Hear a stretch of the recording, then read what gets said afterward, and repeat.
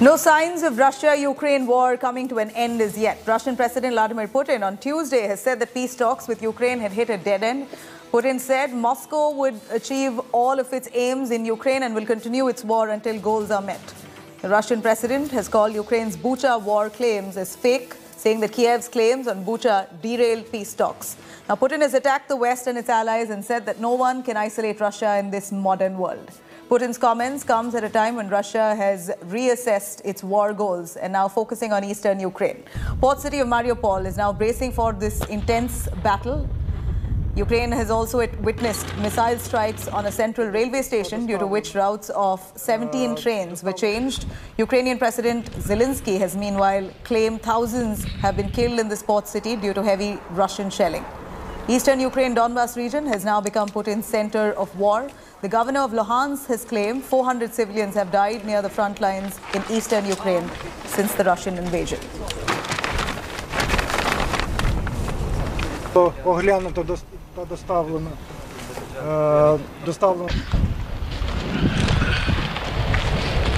Now, Slovakia is currently in talks with Ukraine on sending MiG-29 fighter jets to Ukraine. Kiev has been asking for more weapons and equipment from the Western countries ahead of new Russian offensive in eastern Ukraine. My colleague Gaurav Sawant there brings us a lot more on this report. Let's have a listen.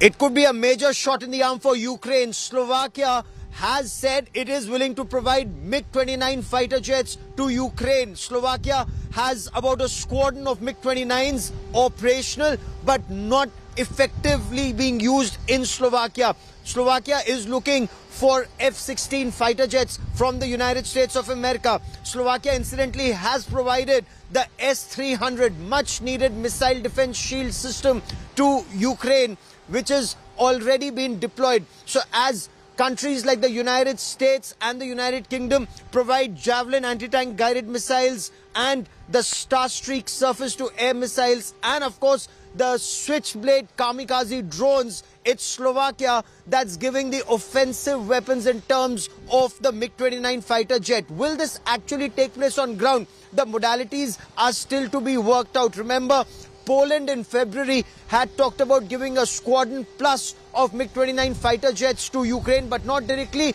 They wanted to place them at the Ramstein Air Base in Germany and then have it transferred from there, and America called that untenable. That project was a non-starter. But what happens to this project now with Slovakia saying that they're open to the idea of MiG-29s being provided to Ukraine as long as their air defense needs are taken care of by the Patriot missile system provided by the United States of America and the F-16 fighter jets? Talks are on.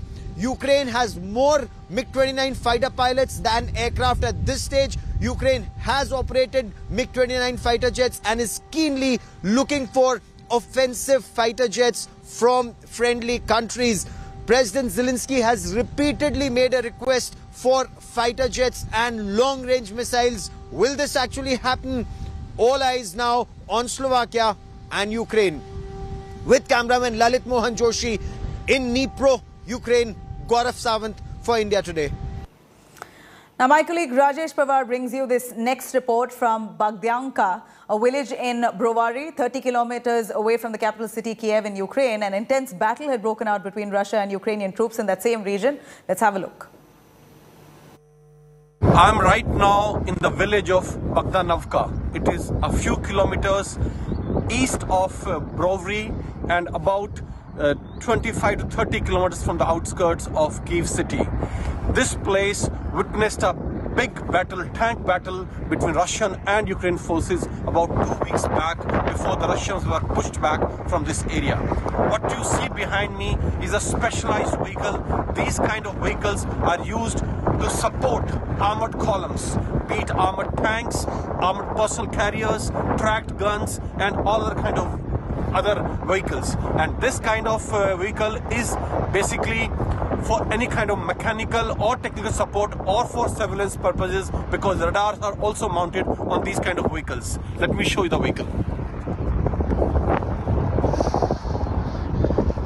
You see there on the top some kind of boxes. In this carries some kind of stores which are used for it. Let me try to show you inside. Here you see this is not a typical armored personnel carrier like what we have seen all around in the battlefield. This is a specialized vehicle used for some kind of specialized support. You see these rounds, they are not rifle or tank rounds. They're different kind of ammunition used for some special purpose.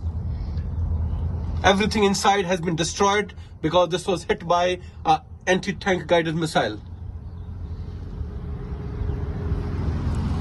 There are these kind of boxes everywhere. That's another kind of box which is maybe required to carrying some kind of missiles, rockets, or some other kind of specialized equipment.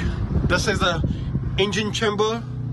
If you see inside here, again everything has been burned or totally destroyed.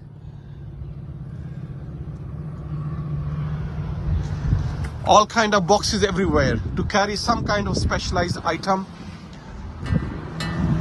Here, these are the mounts on both sides.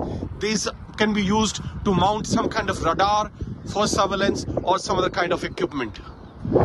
There you see this is to put some kind of cable on it for recovery or for some other kind of cable for some other kind of operations. More boxes there on top, everywhere the boxes, because this kind of vehicles are not used for fighting as such, but to provide support to fighting armored vehicles. This is probably a Russian vehicle because this uniform lying around, this is used by the Russians. This t-shirt, and this is maybe some kind of mine here.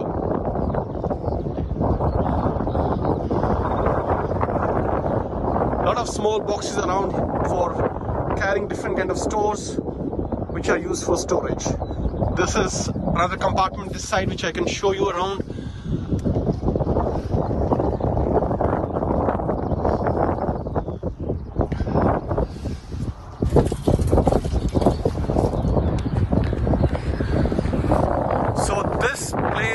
It's a village. It's right all around, is field all around me, fields here, open fields, which is an ideal countryside for armored battles.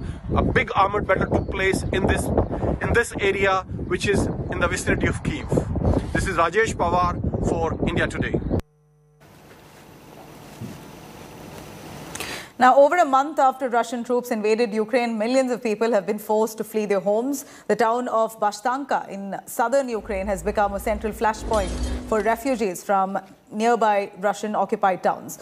Moshmi Singh, my colleague, who's right now on ground, bringing us this exclusive ground report from the refugee center and further travels to Kryvyi, in fact, that central region of Ukraine. Let's have a look. He is a topper in his school, in Maritime School of Kherson, which is of the state-run department. And here you can see that he's got all books in his hand, a notebook, very neatly written. He's a sailor and wishes to sail very soon. In the first year of college, he had never dreamt that he is going to face this. Sitting in a refugee camp where all refugees are here, standing in queue for food and trying to save his life. Pavio, how difficult was it? You ran to the railway station, you've seen it all. Tell the world what you saw. I saw Russian troops bombing the city. Also they when want to invite our city, they destroyed all territorial defense, and there was 100 people which all died in the Shuminsky region. I was in Kherson near from the start, and 1 week I was in the college, in the underground, in the basement. You went into the basement, yes. Why? There was bombing happening. Yes, because of bombing, and we was scared, and I want to say thanks for volunteers.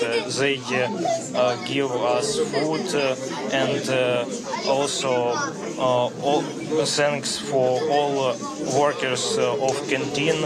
They don't leave us and they cooking for us. Also, I know that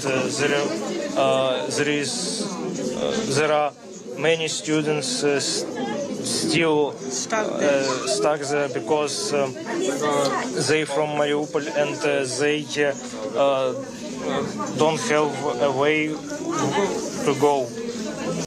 India today has got its boots on the ground and we are tracking city after city. We've reached Kryvyi, which is right in the center of Ukraine, and we are joined by none other than the head of military administration, Alexander Vilkul, who's been manning the entire area, guarding the city, and he's led from the front. Could you ask, sir, that how has he kept the entire population of Kryvyi, the public of Kryvyi, energized and enthused? Мы успешно отбиваем атаки и атакуем агрессора. So we are staying strong, Ukraine and Ukrainian people, and we're protecting our homeland, and we should be strong, and no one will come to our city because we are here, and we're gonna fight till the end. Let's get down to how you've managed to, in fact, could you explain the location of Kryvyi and how it is very important for the Russians? Было направление нападения из Крыма.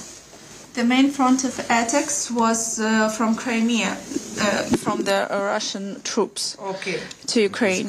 Yes. It's the Crimea. Это украинский регион, который Россия оккупировала еще в 2014 году. Occupied Ukrainian territory from 2014 by the Russian troops.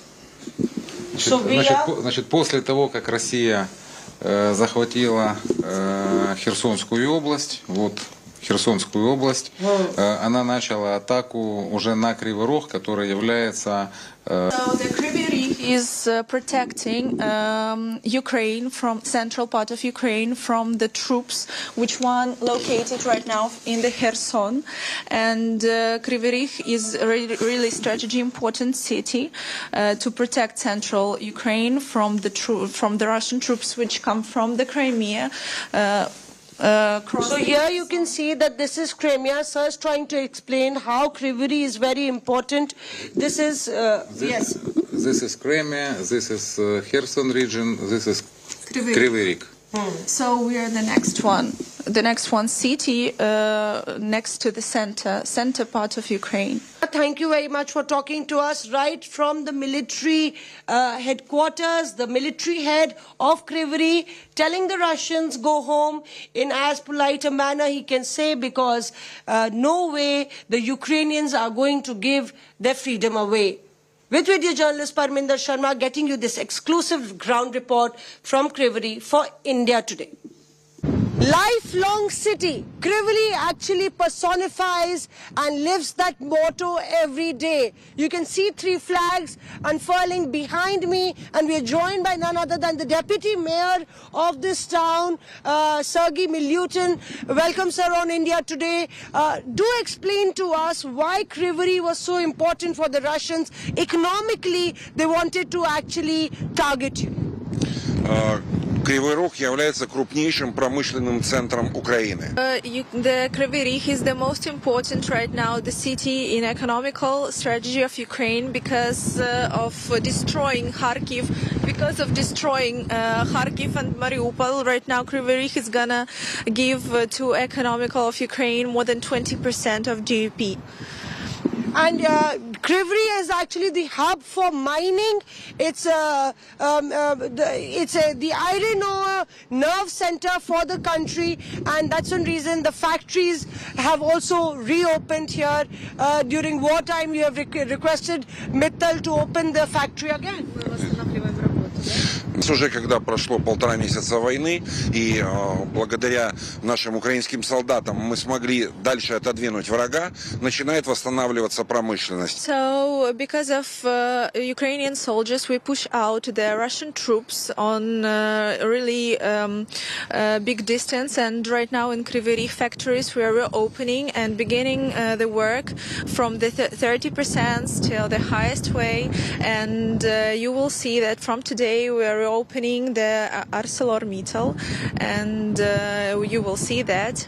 Would that be a reason for the Russians to target you again? Кривой Рог – это ворота в центральную часть Украины для врага, который двигается с Крыма. So we are protecting our city every day, and our government and everyone here will protect our city, and our city is like a gate to the Central Europe, so we're not gonna give Kryvyi Rih to anyone, and we're gonna protect it from the Russian troops anyway. Thank you, sir. Thank you for talking to India today. So a very, very strong-willed administration guarding the gates to Ukraine right from the center. With video journalist Parminder Sharma, this is Mosmi Singh in Kryvyi Rih for India Today.